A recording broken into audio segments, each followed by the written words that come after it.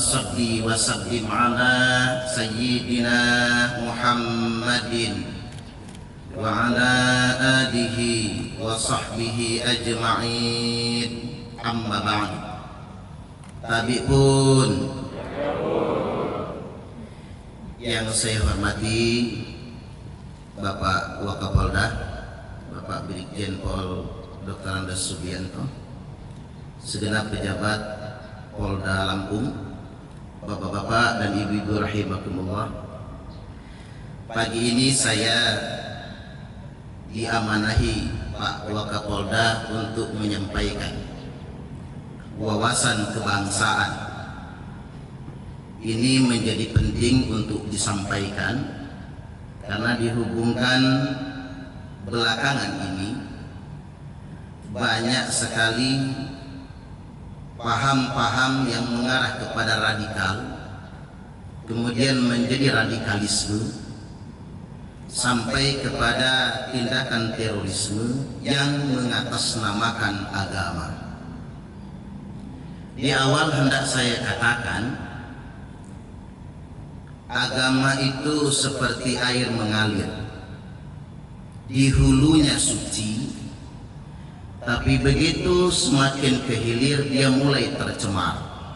Coba kita perhatikan, Pak, yang kita tinggal di gunung dekat dengan mata air, airnya segar, bercampur batu. Tapi begitu sudah sampai ke hilir, apalagi ke muara, airnya menjadi keruh. Sama dengan beragama. Agama ini, agama manapun, dari hulunya suci, tetapi menjadi tercemar ketika sudah sampai ke hilir. Nah, siapa yang mencemari agama ini? Yakni pelaku beragama itu sendiri. Mengapa demikian? Ini sangat mungkin karena intervensi hawa nafsu. Jadi saya ingin katakan di awal kepada Bapak Ibu, tidak semua orang yang bicara agama itu persis dengan maunya agama. Tidak semua orang bicara Al-Quran itu sesuai dengan maunya Allah yang mewahyukan Al-Quran. Betapa banyak orang karena faktor hawa nafsu menafsirkan Al-Quran, menafsirkan hadis, atau menafsirkan pemahaman keagamaan sesuai dengan hawa nafsunya. Wa ma yantiqu 'anil hawa. Hanya Nabi, Bapak Ibu, yang kalau bicara tidak berdasarkan hawa nafsu. Hanya Nabi. Ini yang perlu saya tekankan. Jadi begini, Pak Polisi itu nggak boleh terlalu percaya kalau ada orang bicara agama. Termasuk saya lah, kita fair-fairan saja. Jadi para ustadz, para penyampai agama manapun ini tentunya tidak boleh menuhankan diri. Seakan-akan kalau dia bicara agama itulah maunya Tuhan, nggak boleh. Kita juga sebagai umat juga harus selektif. Tidak semua orang bicara agama itu sesuai dengan maunya agama. Nah, mengapa sekarang ini banyak orang bicara atas nama agama? Karena begini Bapak Ibu, agama itu paling mudah digunakan untuk memanipulasi orang awam. Makanya Pak Polisi mungkin kaget kan, ada ustadz cabul misalnya, mencabuli sekian belas santrinya gitu. Kan kita nggak percaya gitu.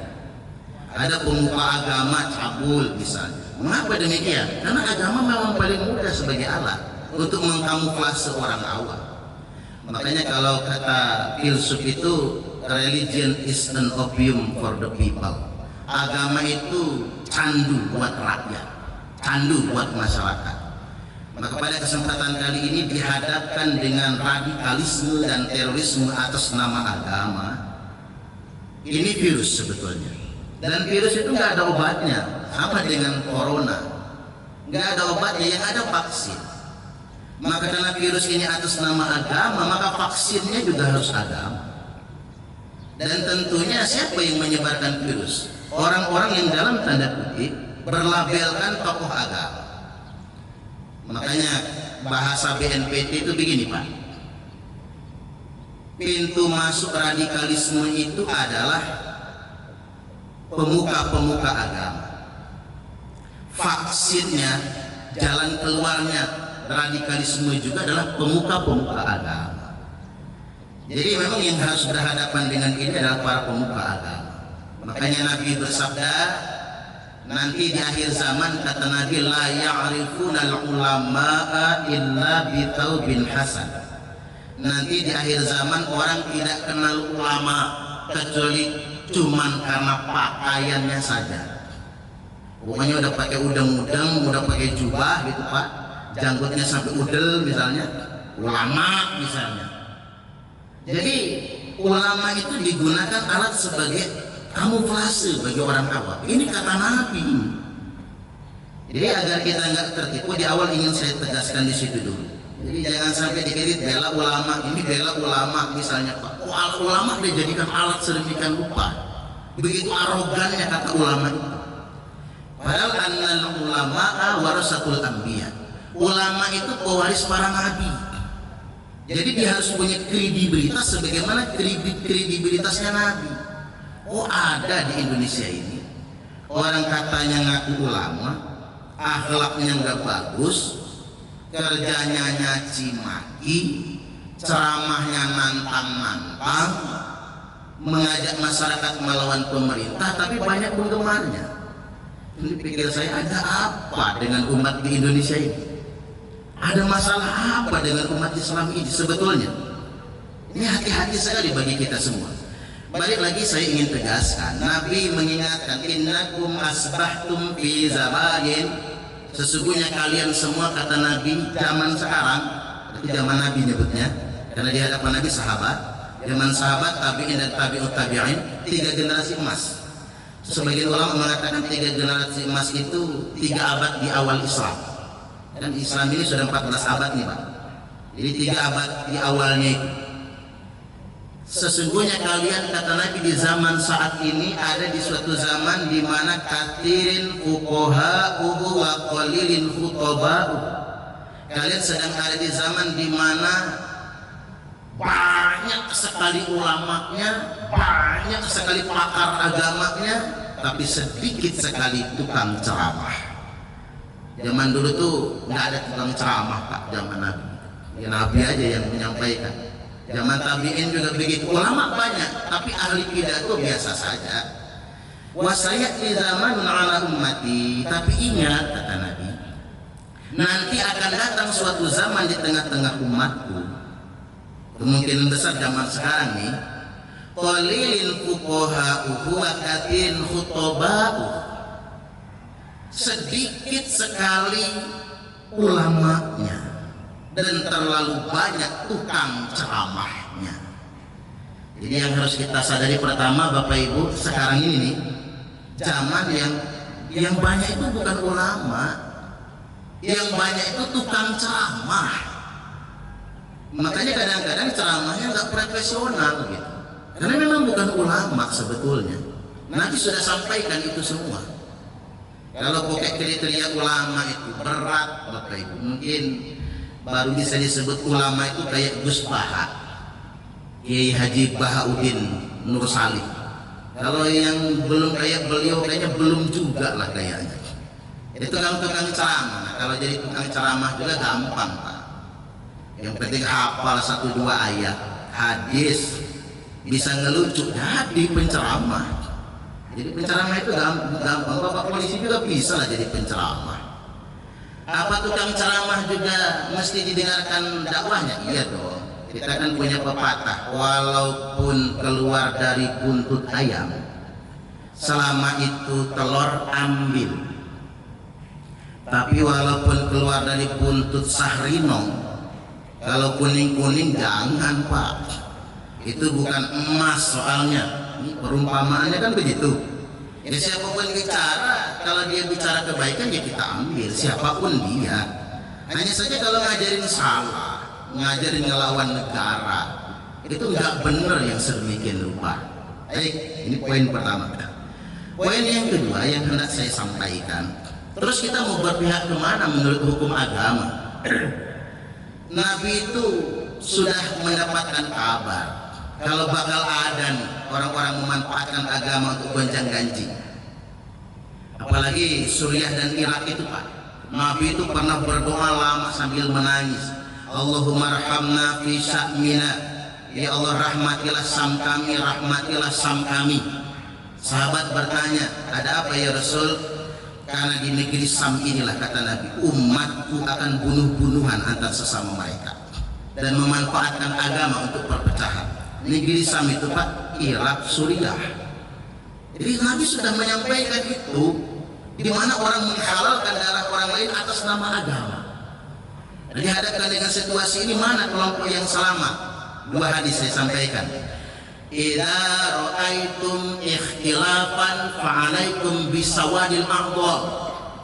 Kalau kalian semua melihat perselisihan yang banyak, pertentangan yang banyak, benturan yang banyak di tengah-tengah umatku, kata Nabi, fa'alaikum bisawadil aqdar, maka wajib bagi kalian semua berpihak kepada kelompok yang paling mayoritas di tengah-tengah umatku. Kelompok mayoritas itu Pak satu, dia tidak akan merusak negara. Kalau di Timur Tengah lebih terkenal Ahlu Sunnah, Sunni terkenal.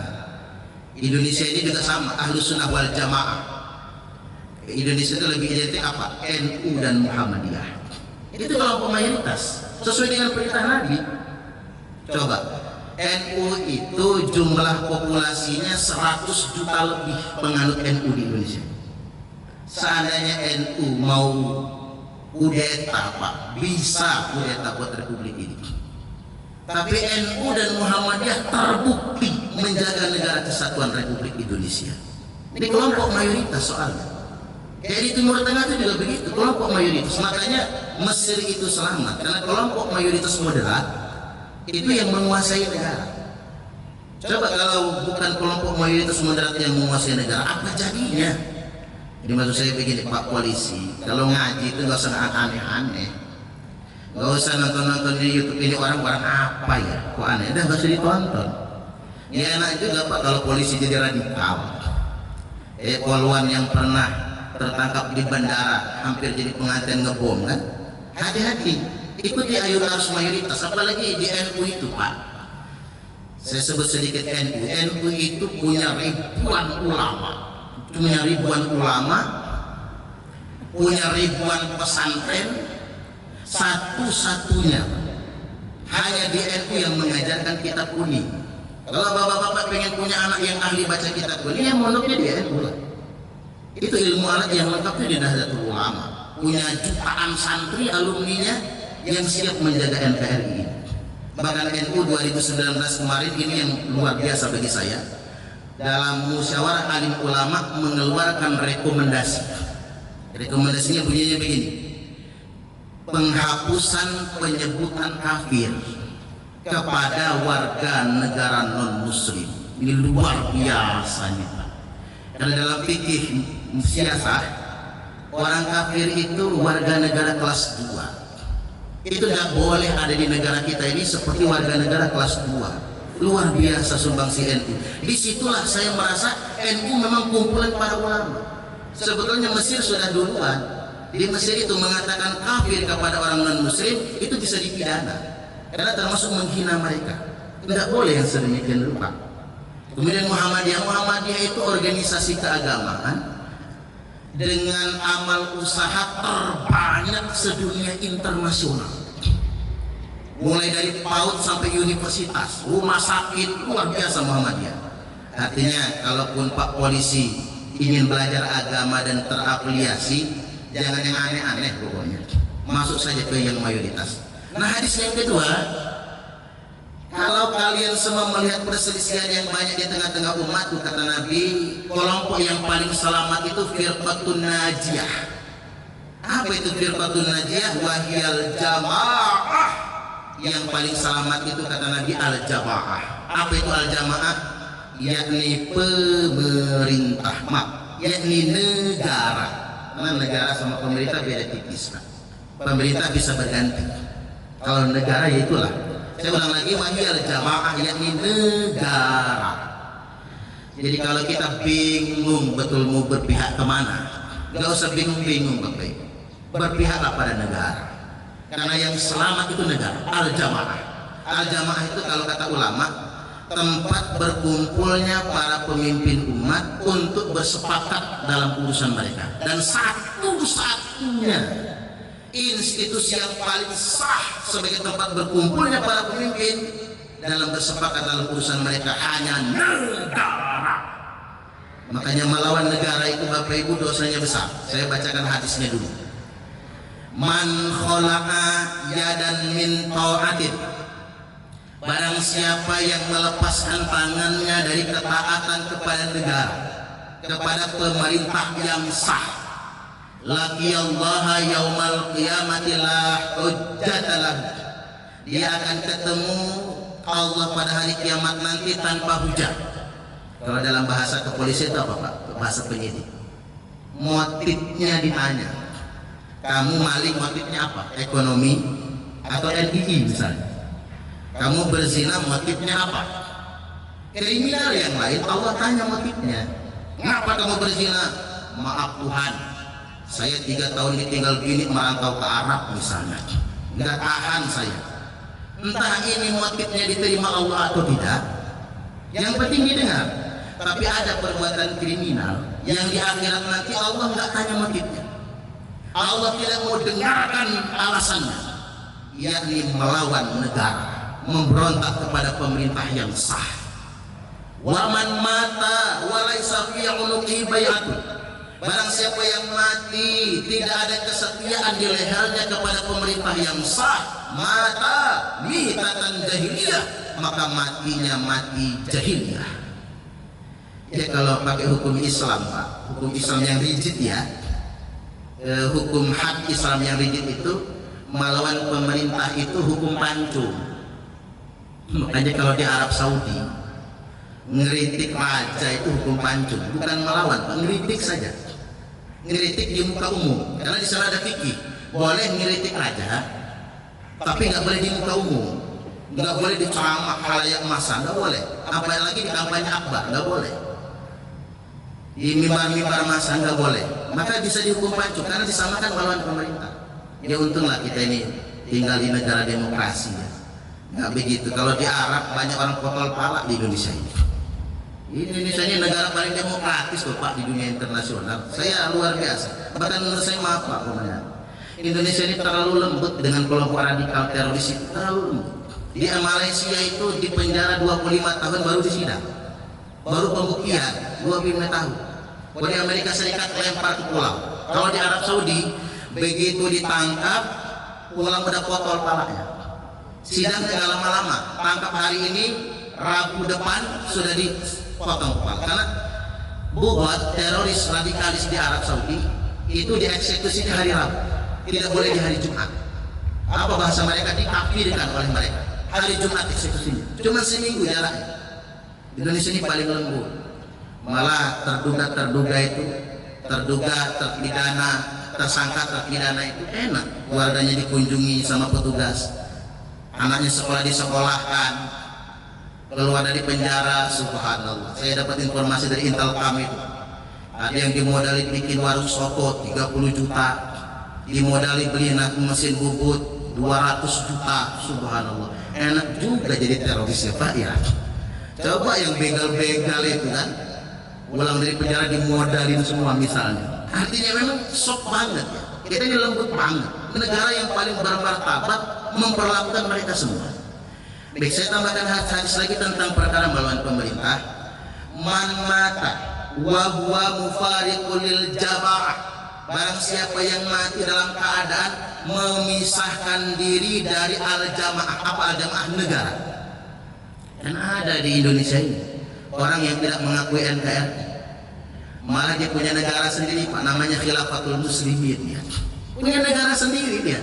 Padahal kalau menurut hukum Islam, barang siapa yang mati dalam keadaan tidak mengakui negaranya, maka fa innahu yamut mata mitatan jahiliyah. Sesungguhnya kalau dia mati, matinya mati jahiliyah. Alih-alih dia pengen mati syahid, malah matinya yang mati jahiliyah. Tidak dianggap mati sebagai orang mukmin. Poin kedua. Sekarang saya masuk poin ketiga. Biar Pak Polisi juga mantap ngadapin teroris itu. tidak ada satupun agama yang mengajarkan terorisme. Tetapi bahwasanya pelaku-pelaku teroris melakukan aksinya mengatasnamakan karena terorisme itu dibangun berdasarkan distorsi dan manipulasi ajaran agama. Dan biasanya terorisme itu melibatkan kelompok agama mayoritas. Ini saya pakai bahasa BNPT ya Pak, bukan bahasa saya, ini bahasa BNPT. Jadi saya ngutip Brigjen Pol Raden Ahmad Nur Wahid, karena beliau itu pernah jadi muridnya Abu Bakar Ba'asyir, hampir berangkat ke Afghanistan.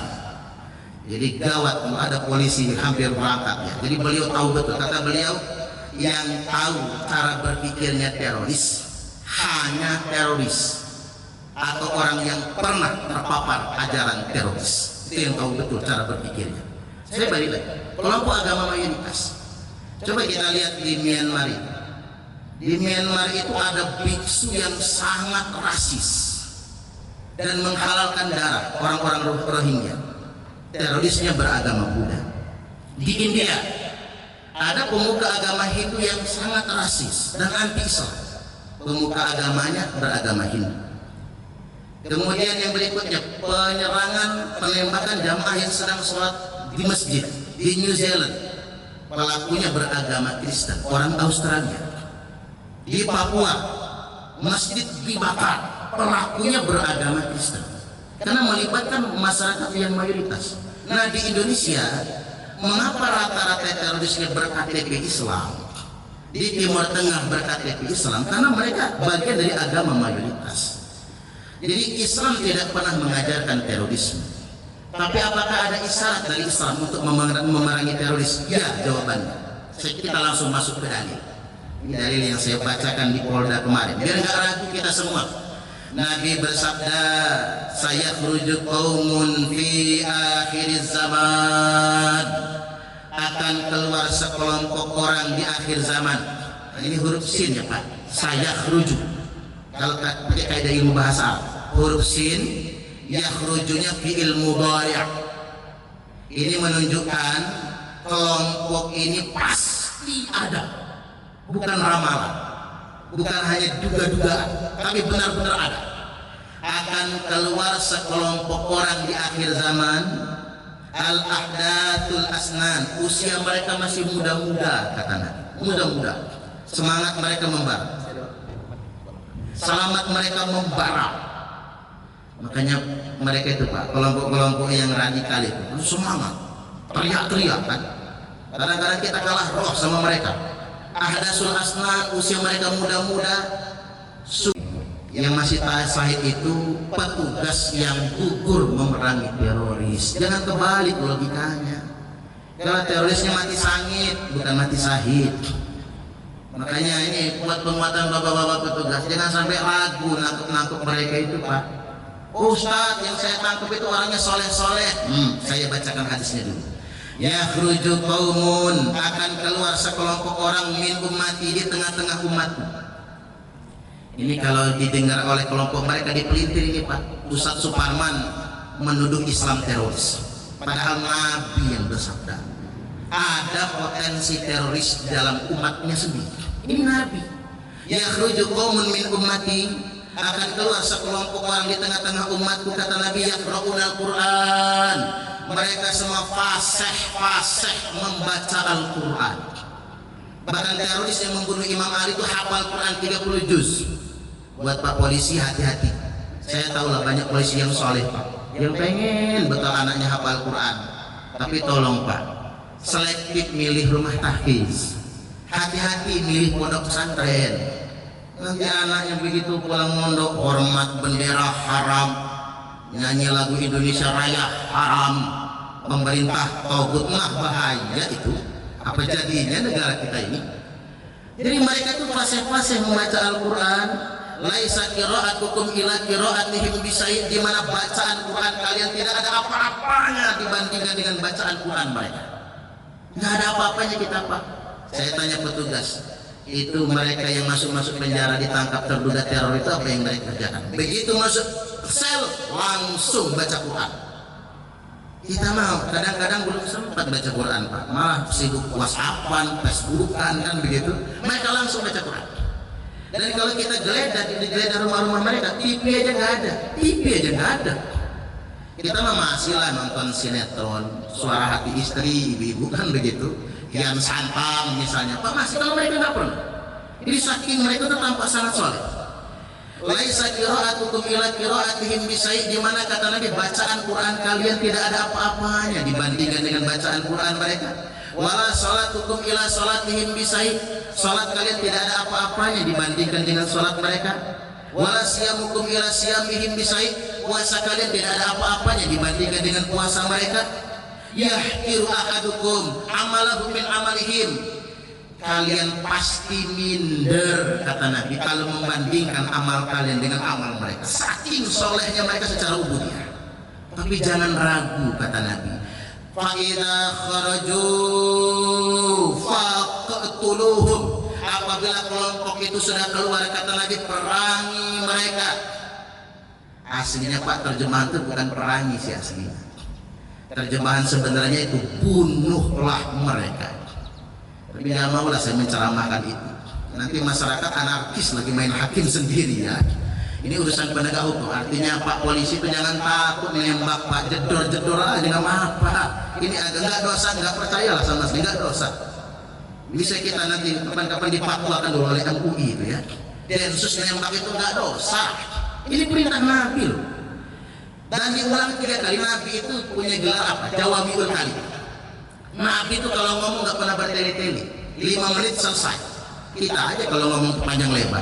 Nabi itu kalau ngomong nggak pernah bertele-tele. Tapi Nabi itu kalau sudah ngulang perkataan itu penting banget. Fa idza kharaju faqtuluhum, apabila mereka semua sudah keluar perangi mereka. Tsumma idza kharaju faqtuluhum, sungguh apabila mereka sudah keluar perangi mereka. Tsumma idza kharaju faqtuluhum, sungguh apabila mereka sudah keluar perangi mereka. Fatuba liman qatalahum, fatuba liman qatalahum, fatuba liman qatalahum, beruntunglah yang memerangi mereka, beruntunglah yang memerangi mereka, beruntunglah yang memerangi mereka. Nabi ulang sampai 10 kali. Sebaik-baiknya mati terbunuh adalah mati dibunuh teroris kata Nabi. Tapi sejelek-jeleknya korban terbunuh adalah teroris yang dibunuh oleh kalian semua. Sampai segitunya. Jadi jangan ragu para petugas, kita bela negara. Baik, satu lagi terakhir.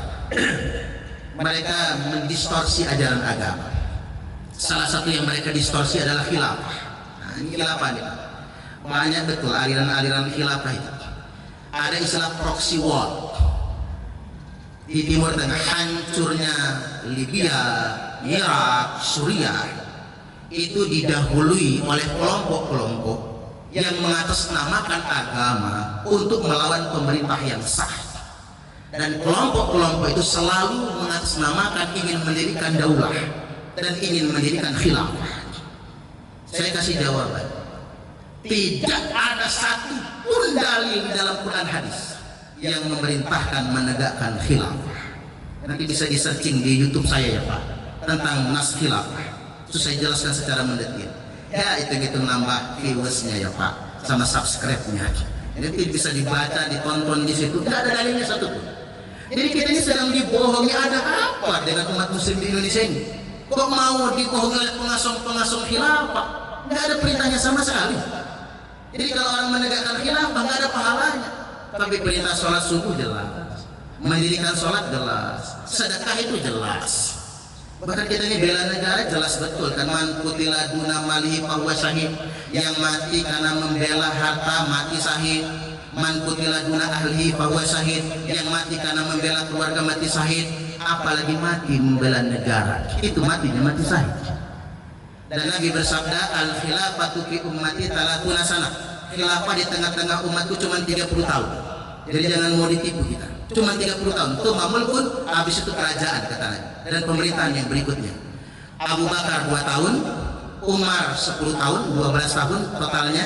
Utsman 12 tahun jadi 24, Ali 6 tahun, pas 30 tahun. Enggak ada lagi kehilafahan setelah itu semua. Kemudian yang berikutnya, mereka mengkamuflase kita dengan bendera hitam, menyebutnya bendera tauhid. Ya sempat isu ya Pak di momen-momen politik tahun-tahun yang lalu di Jawa ya, tentang bendera hitam sampai ke Lampung sebagainya. Ada hadis tentang bendera hitam. Idza ra'aitumur rayati sud, apabila kalian semua melihat bendera hitam dikibarkan di mana-mana. Sudah ada peringatannya kan? Kalian melihat bendera hitam dikibarkan, falzamul arda wala tu'arriku aydiyakum wala arjulakum. Tetaplah di bumi kalian masing-masing, jangan gerakkan tangan kalian, jangan gerakkan kaki kalian, jangan ikut-ikutan mereka. Nabi tahu, sudah dapat kabar 2014 ribuan orang Indonesia berangkat ke Suriah gabung sama ISIS. Tahu, tapi mereka tuh nggak baca hadis ini soalnya. Jangan gerakkan tangan kalian, jangan gerakkan kaki kalian, jangan ikut-ikutan mereka. Mereka itu kata Nabi kelompok bendera hitam palsu. Qulubuhum kazuburil hadid, hati mereka keras bagaikan batu, nggak bisa diomongin, keras sekali. La yakuna bi ahdin wala mitsaqin, mereka itu melanggar kesepakatan, melanggar perjanjian. Bahasa kitanya, mereka lah yang merusak negara. Negara adalah hasil kesepakatan, hasil perjanjian, tapi dirusak oleh mereka semua. Na'udzubillahi min dzalik. Mereka mendistorsi bendera hitam. Saya ditanya, ada nggak Ustaz bendera hitam beneran? Ada. Bukan sekarang, nanti ketika Dajjal sudah menjajah dunia internasional. Terus juga di zaman Dajjal itu negara nggak ada lagi Pak, karena terjadi kelumpuhan total. Nggak apa-apa saya ngomong agak sedikit ke atas ya. Jadi begini, nanti terjadi kemarau panjang 3 tahun, tidak ada satupun daun hijau, dan praktis orang nggak bisa makan. Maka semua negara di muka bumi ini bubar kecuali Dajjal.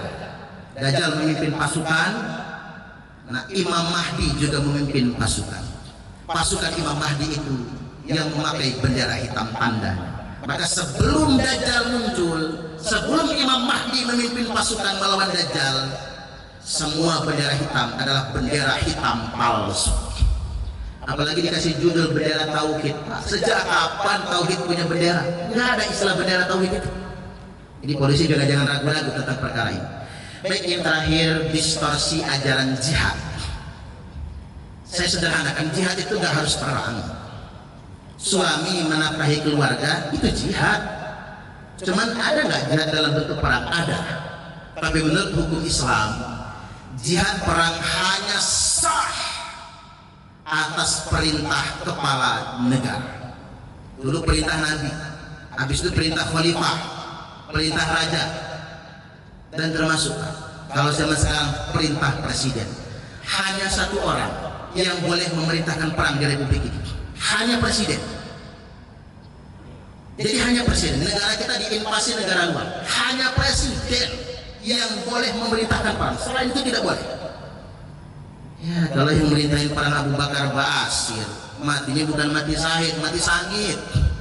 Nggak jadi yang kayak gitu, hanya presiden. Kalau presiden perintahkan tentara, TNI, Polri, komponen cadangan, semua laki-laki wajib keluar dari rumah untuk berperang, itu baru boleh kita lakukan. Selama tidak ada perintah, tidak boleh melakukan perang seperti yang mereka sampaikan tersebut. Baik, ini mungkin pembekalan pada kesempatan kali ini. Kapan-kapan kalau pengen penjelasan lebih detail, kita bisa bahas di forum-forum terbatas atau bisa tanya jawab ya Pak. Tapi yang jelas, apa yang kita lakukan membela negara NKRI harga mati ini sudah final, ini sudah berdasarkan fatwa ulama. Jagalah negara kita sendiri, terutama bagi kaum muslimin, belajar yang benar, bersanad. Satu, fa'alaikum bisawadil azam, ikuti saja yang nasional, kelompok mayoritas. Yang kedua, fa'alaikum bil jamaah, wajib kita membela negara. Kalau kita bingung betul ingin berpihak kemana, satu, berpihak saja kepada negara, karena yang paling selamat adalah yang membela negaranya. Demikian dari saya, kurang lebihnya mohon maaf, dan kepada Allah Ta'ala mohon ampun. Wallahul muwaffiq ila aqwamit thariq. Assalamualaikum warahmatullahi wabarakatuh.